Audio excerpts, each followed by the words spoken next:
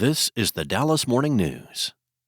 It's Friday, November 29th. It will be mostly sunny today with a high of 55, clear tonight with an overnight low of 39.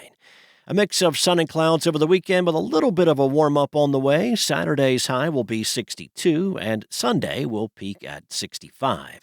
The lows both days will be around 40. Here are today's headlines. The Dallas Cowboys won their second game in a row and their second straight against a divisional rival. The Cowboys also picked up their first win at home yesterday with a 27-20 victory over the New York Giants. Cooper Rush completed 21 passes for 195 yards and a touchdown. Running back Rico Dowdle had 22 carries for 112 yards and scored his first touchdown of the season. The win has the Cowboys thinking the once unthinkable, making the playoffs. Head coach Mike McCarthy does not like talking about a team's playoff chances until it gets to 10 wins.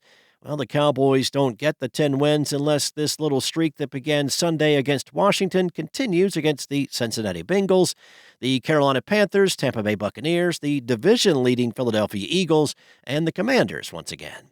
Otherwise, Dallas has to try to sneak into the playoffs back door at 9-8.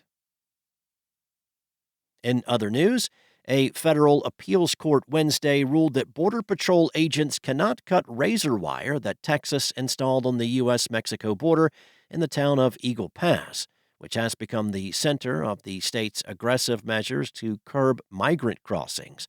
The decision by the Fifth U.S. Circuit Court of Appeals is a victory for Texas in a long-running rift over immigration policy with the Biden administration, which has also sought to remove floating barriers installed on the Rio Grande.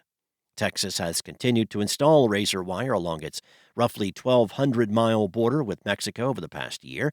In a 2-1 ruling, the court issued an injunction blocking Border Patrol agents from damaging the wire in Eagle Pass. Some migrants have been injured by the sharp wire, and the Justice Department has argued the barrier impedes the U.S. government's ability to patrol the border, including coming to the aid of migrants in need of help. Texas contended in the lawsuit originally filed last year that the federal government was undermining the state's border security efforts by cutting the razor wire. Next up, Tim Cofer, the new CEO of Keurig Dr. Pepper, is usually on his second K-Cup coffee by around 6:30. And when it's time for something cold, he reaches for a version of the company's namesake soft drink. While that might be expected, that's only a fraction of what his firm offers, and he's not about to let its lineup go flat. Cofer, who took the helm in April, is guiding Keurig Dr. Pepper's roughly 125 owned, licensed, and partner brands. He's looking to expand the company's reach with new ideas and flavors, including a new blackberry-infused Dr. Pepper that's set to launch early next year. And the firm has announced an over $1 billion acquisition for Ghost, the energy drink maker. Cofer, who works out of the Frisco piece of the headquarters, is working to stay aggressive and bring more focus to the company, even as he contends with massive rivals and looks to satisfy dynamic consumer trends. And are you looking for a festive, bright, and light-filled holiday pop-up?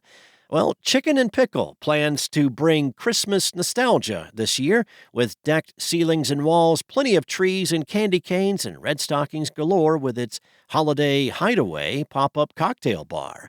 N Pickle is an indoor-outdoor entertainment complex with a restaurant, sports bar, outdoor games, and lots of pickleball courts.